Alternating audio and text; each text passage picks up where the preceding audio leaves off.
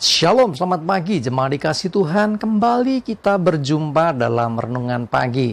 Mari pagi ini saya mengajak kita semua untuk kembali merenungkan firman Tuhan supaya kita terus dibangun, diteguhkan dan dikuatkan dalam iman dan pengharapan.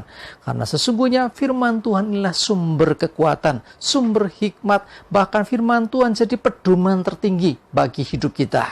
Oleh firman Tuhan kita akan dituntun, bahkan langkah hidup kita akan diteranginya. Mari sebelum kita merenungkan firman Tuhan, kita berdoa terlebih dahulu. Bapa di surga, kembali Tuhan, pagi hari ini kami datang ke hadirat-Mu. Kami bersyukur atas begitu besar kasih setiamu, rahmat dan anugerah Tuhan atas hidup kami.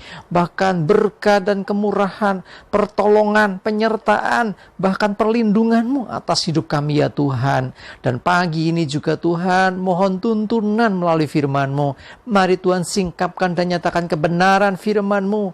Dan juga urapi kami Tuhan dengan urapan Roh Kudus-Mu. Sehingga kami bisa menangkap pesan-Mu, menangkap rema yang dari Tuhan dan juga melakukannya dalam hidup kami. Terima kasih, dalam nama Tuhan Yesus kami bersyukur dan berdoa. Amin. Mari jemaat dikasih Tuhan, kita buka Alkitab kita. Renungan pagi ini saya ambilkan dari 1 Korintus 1 ayat 27 sampai 29. Saya bacakan. Tetapi apa yang bodoh bagi dunia dipilih Allah untuk memalukan orang-orang yang berhikmat. Dan apa yang lemah bagi dunia dipilih Allah untuk memalukan apa yang kuat. Dan apa yang tidak terpandang dan yang hina bagi dunia dipilih Allah. Bahkan apa yang tidak berarti dipilih Allah untuk meniadakan apa yang berarti, supaya jangan ada seorang manusia pun yang memegahkan diri di hadapan Allah. Jemaat dikasih Tuhan, firman Tuhan mengatakan apa yang bodoh, apa yang lemah, apa yang hina, apa yang tidak terpandang, justru yang demikian dipakai Tuhan. Nah, ini berarti apa? Tuhan itu tidak melihat manusia dari sisi yang menurut kita itu istimewa. Misalnya, oh dia orangnya pinter, oh dia orang hebat, oh dia orang kaya, oh dia pejabat, oh dia orang berpendidikan. Bukan itu. Orang-orang bahkan yang tidak diperhitungkan itu bisa dipakai Tuhan. Tuhan Yesus datang ke dunia pun ya, lahir di Bethlehem, itu tinggal bersama dengan ayah jasmaninya istilahnya ya, atau bapaknya waktu di dunia, Yusuf, seorang tukang kayu. Padahal Yesus ini raja di atas segala raja.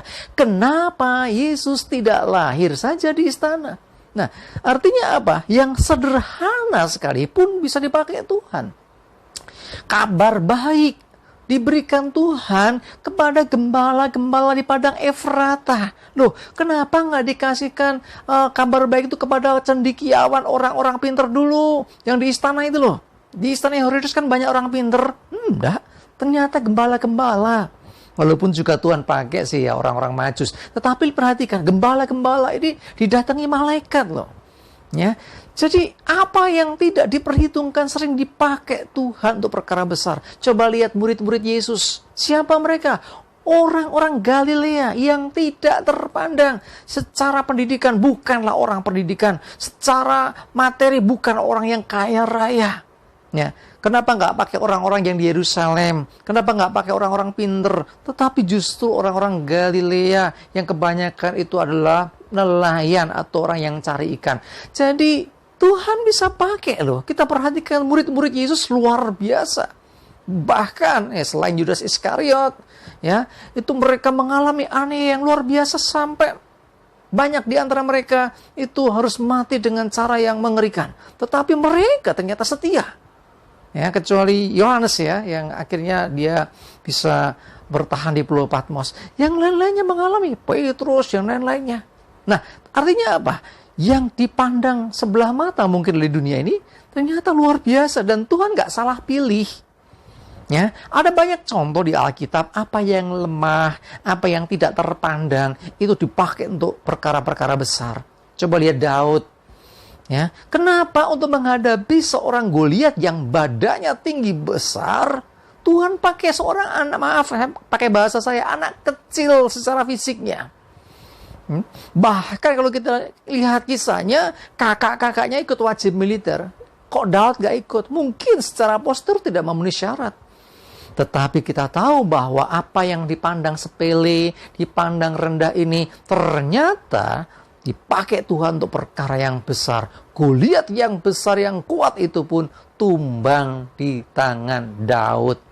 Jemaat dikasih Tuhan, coba lihat diri kita. Mungkin kita merasa, oh aku nggak mampu, aku nggak pinter, aku bukan orang hebat, aku bukan orang berpengalaman. Tuhan nggak cari orang-orang yang seperti itu. Tuhan mau cari orang yang mau meresponi dia. Tak peduli latar belakangmu. Mungkin bahkan Tuhan bisa pakai orang jahat sekalipun loh. Kita tahu Rasul Paulus dulunya adalah seorang Saulus, penganiaya jemaat. Ini kan jahatnya luar biasa. Tetapi apa yang terjadi? Itu pun bisa dipakai Tuhan luar biasa. Mari jemaat dikasih Tuhan. Jangan lihat masa lalumu. Jangan lihat apa yang di belakangmu. Jangan lihat kekuranganmu terus. Tapi lihatlah Tuhan. Ketika Tuhan memakai seseorang, Dia tidak memandang masa lalunya seperti apa. Oh, ketika Tuhan mau pakai seseorang, Dia tidak melihat, oh dia hebat, pinternya seperti apa. Ketika Tuhan mau pakai seseorang, Dia nggak lihat, oh dia orang kaya atau orang miskin. Di hadapan Tuhan, tidak ada yang mustahil. Orang-orang yang dianggap bodoh, orang-orang yang dianggap lemah, orang-orang yang bahkan tidak terpandang, itu bisa dipakai Tuhan untuk menyatakan kebesaran kuasa-Nya. Dan saya percaya bahwa Bapak, Ibu, Saudara semua, termasuk orang-orang yang mau dipakai Tuhan untuk perkara-perkara besar. Karena itu jangan lihat, aku nggak bisa, aku nggak mampu, aku siapa. Tapi lihatlah Tuhan, Dia yang menebus engkau, Dia yang menyelamatkan engkau. Ketika engkau dipakai Tuhan, harusnya engkau menjawab, ini aku Tuhan, pakai hidupku. Ya, karena dengan begitu kita akan dipakai untuk perkara-perkara besar. Ingat, Tuhan tidak pernah salah pilih. Ketika engkau diselamatkan, itu pun anugerah Tuhan. Dan ketika Tuhan mau pakai hidupmu, pasti juga Tuhan akan memampukan engkau. Amin, kita berdoa. Bapa di surga, terima kasih, kami bersyukur untuk firman-Mu hari ini, bahwa Engkau tidak memandang akan kemampuan, kehebatan, kelebihan seseorang. Bahkan dalam kelemahan, dalam kekurangan, Engkau tetap bisa pakai orang, siapapun dia.